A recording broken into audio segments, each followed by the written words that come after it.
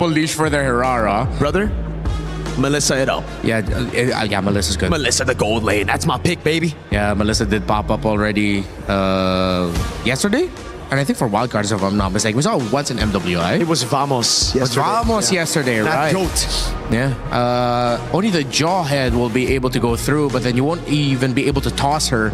You're just going to pop the damage with the Unstoppable Force, but you'll be knocked out of her dome immediately if you try to get the toss up on the Melissa. Please, Melissa, please. Yeah, with all of this dive, go away would be perfect right now. Unless they decide to play for range and pick up something like the Granger packet with a Piercer, but I would prefer Melissa. They get the click. Oh, this is such a tough click game though. Yeah, that's a pretty risky choice. Yeah, it's like you're choosing to say, I like this, please make it more difficult for me. I want to show off how good I am. Well, maybe they are that good. Got quite a wild opportunity to see Selena and Jawhead within the same composition. We've seen many victims in ranked games getting absolutely demolished, but how quick they're able to kind of speed up. Wow, they're getting an ultra leash here. Like Xeno didn't need more help. We need this purple buff. That is it. There will be no invades. We will secure it, and we will do something after.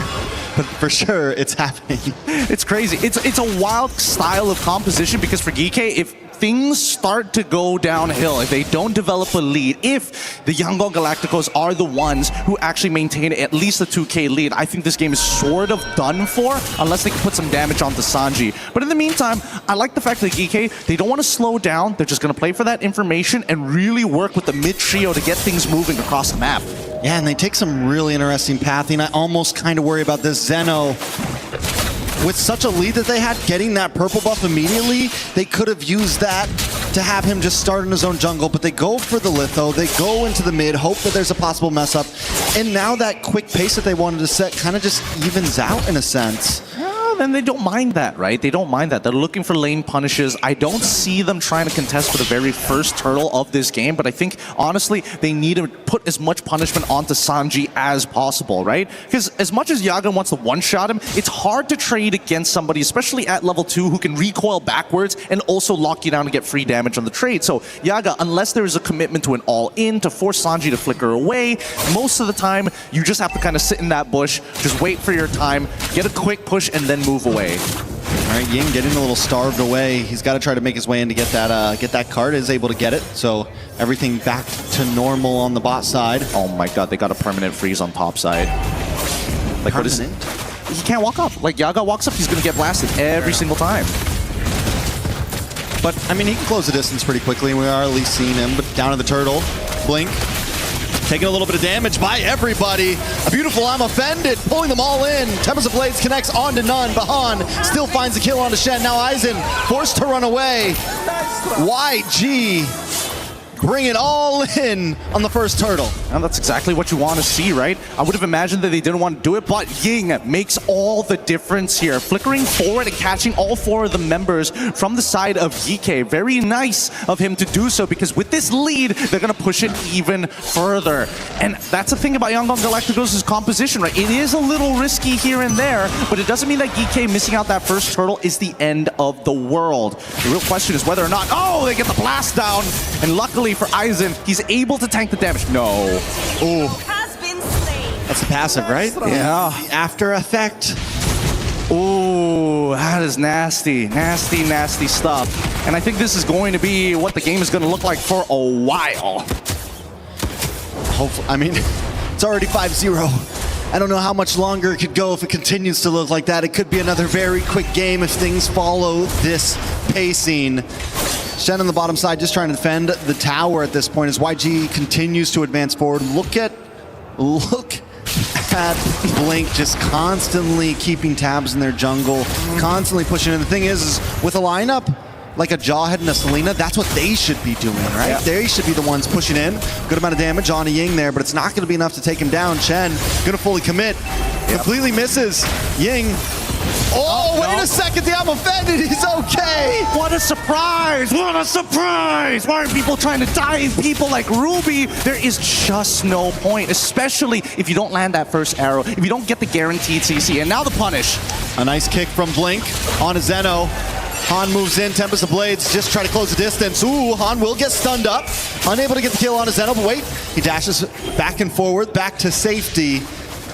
Geekay still unable to get a single kill on the board. Unreal. He's still able to have the time, and honestly, just really good movement so far. Yaga, he can get this kill onto Blink, but is he willing to die for this? Is he willing to flicker? And he is! Worth it. Value, I would say, at this point. Just get what you can. Is Sanji gonna walk up? No. They're not gonna contest this. Yeah, they're already using the unstoppable force on towards Han's side, making sure that he's kind of deep. A nice throwback from Shen there. I'm offended, connects onto Aizen though, and Shen unable to get away as Han close the distance onto more members. Aizen falls. Quinnock may just be next. Sanji able to get off the headshot. 3 members down on the side of Geekay. Just when I was about to say, okay, they're getting some pace back. They get a turtle, they get a kill.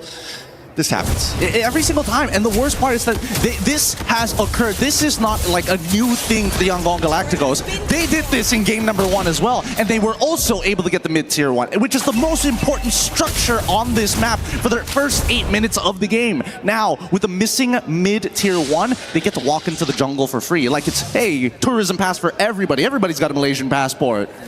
I mean, and the fact that that's the first one that gets taken before any side lanes go down is even more of a statement here by YG.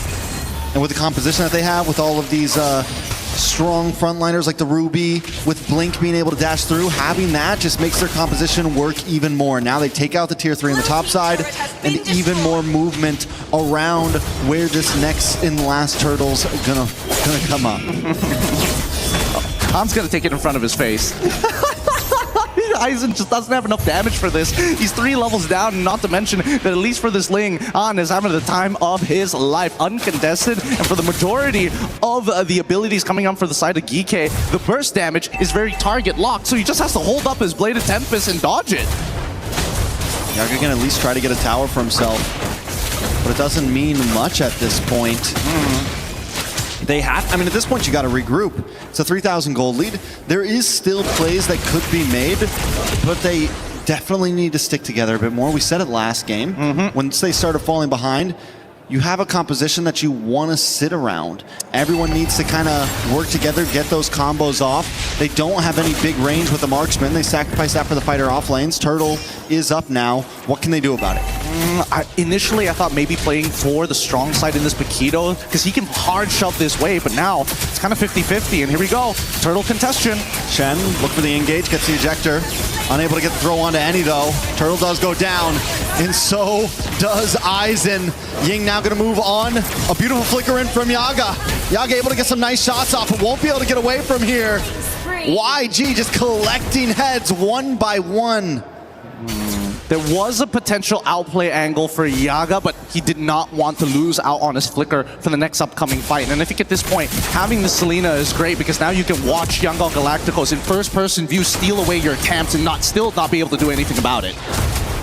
This is rough. This is really, really rough. And I want to be positive for them, but at the same time, with the composition that they have, like, they don't have a lot of comeback mechanics unless those arrows hit. And even when those arrows hit, there's a pretty good chance, unless it hits Kaiser, unless it hits Sanji, everybody else has a response. Blink can block arrows. Ying, as we've seen 3 times already, has flickered I'm offended to catch multiple members. Like, if Geekay cannot punish that, they should not fight them during the neutral objective.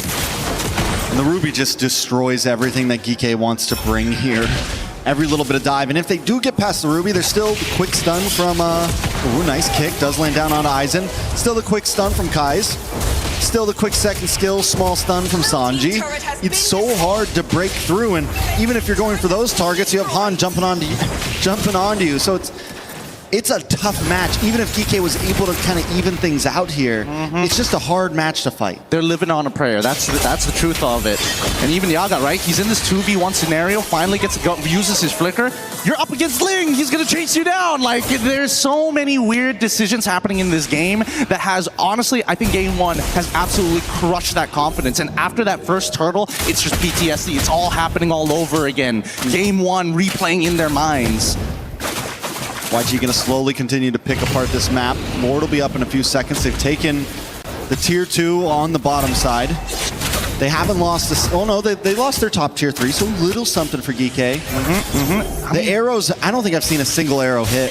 Some of them have hit. It's just, you know, it hit somebody like Blink. It's hit Ying a couple of times. Both of them just laugh at it. Again, no real Want you to way. come in. Exactly, that's the problem. They're like signaling them, please, this is the airstrip, land the plane here.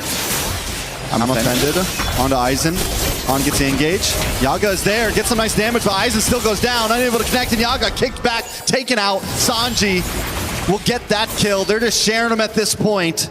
Geekay unable to do anything in the face of this team right now. I think I figured it out. I think that Geekay haven't realized it's not the fact that they have this huge economic lead on the side of Yangon Galacticos. It's the fact that they're walking up as if there's people behind them, and Yangon is like, wait, we already have full vision. We know you're by yourself. And this keeps on happening. Geekay is trying to fake them out with their positioning, trying to fake them out as if like, yes, I'm a legitimate threat. The truth is, it's already been exposed. The satellite sees everything.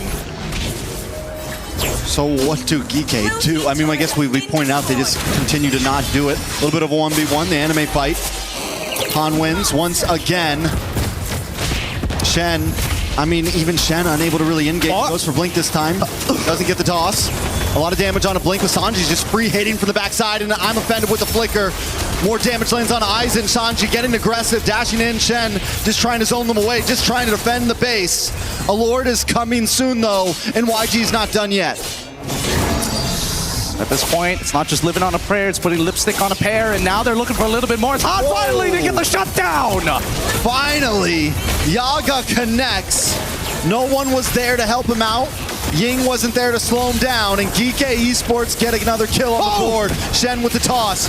Oh my God. But everyone walks in. Nobody able to help out at all. Blink getting low. Sanji able to find Shen. Blink does finally drop. Yaga is finally picking up some kills on the board. All three, the only 3 of Geekay's kills are in the hands of Yaga. And now there is some legitimate hope. They were able to get the right spells. And Yangon Galacticos, unfortunately, a little too over-eager. But look at this, right? He gets on top of Han, kills him, no problem. But here's the moment where Yaga wants to come in, and guess who saves the day? It's Blink, who blocks the shot to save Sanji's life here. Yaga was thinking about getting the empowered shot and flickering right on top of the correct targets, similarly to what his Jawhead did. Oh my lord, Han is moving and grooving right now. They're maintaining that distance, but since you brought up the question, I will answer. They're going to need somebody to bait the spells.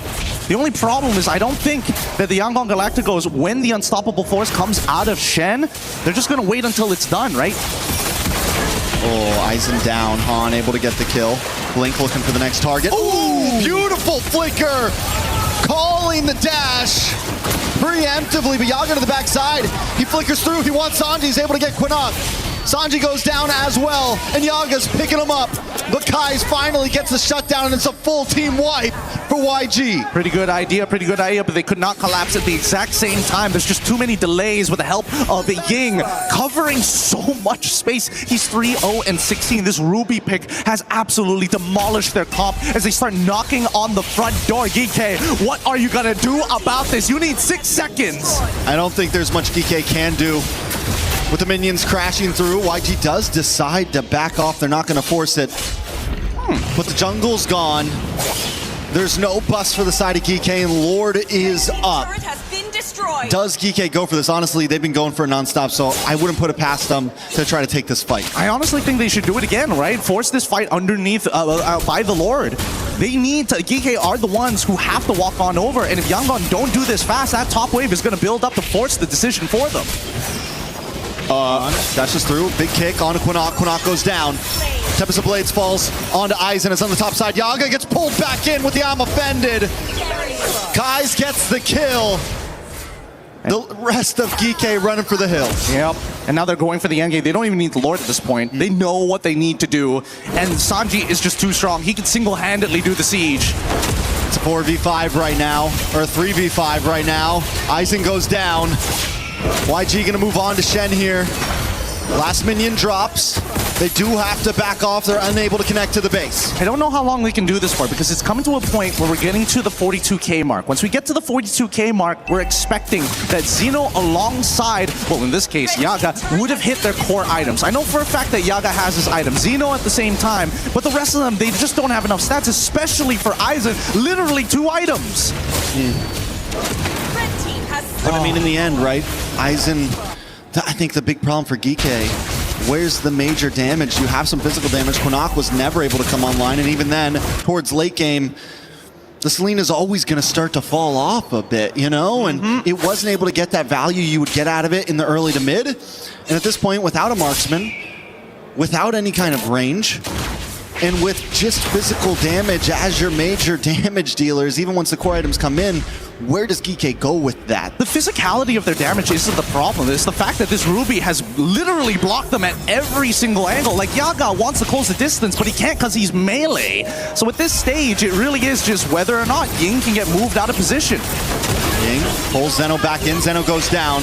Aizen about to get hit by the Tempest of Blades as Han dashes under the tower, get the kill. Lord connects onto the base, a big kick onto Yaga, and that should be it. YG, with one last empowered wave, will move on to the base. They want to make things fast, they want to make things quick. YG take game number 2 and win the series. Oh, the outclass here. The Yangon Galacticos take the game to